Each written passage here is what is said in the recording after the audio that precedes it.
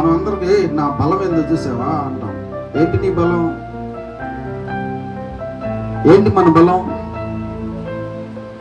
ఏమవ్వాలి? నీ బలం ఎవరై ఉండాలి? ఆమె దేవుని మాట అయి ఉండాలి. హల్లెలూయా, హల్లెలూయా.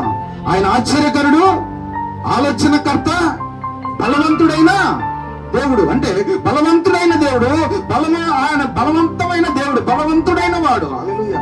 ఆయనలో బలము, సకల జీవికి బలాన్ని ఇచ్చాడు. ఆయనలో నుంచి వచ్చింది గుర్రానికి బలం, ఆయనలో నుంచి వచ్చింది నీకు బలం, ఆయనలో నుంచి వచ్చింది ఆ పక్షికి ఎగిరే బలం, ఆయన నుంచి వచ్చింది ఆ దేనికైనా బలము.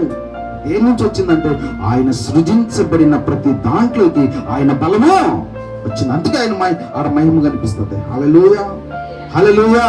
అయితే నీకు నాకు బలవంతుడైన దేవుడు. కన్యక గర్భవతి, కుమారుని కన్ను, అతని భుజాల మీద రాజ్యభారము. హల్లెలూయా. ఏ రాజ్యభారము?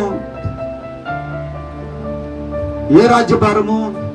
లోక సంబంధమైన రాజ్యభారం కాదు, కుటుంబానికి సంబంధించిన రాజ్యభారం కాదు. నీతి, సమాధానం, ఆనందం ఆయన రాజ్యానికి ఉండవలసిన లక్షణాలు.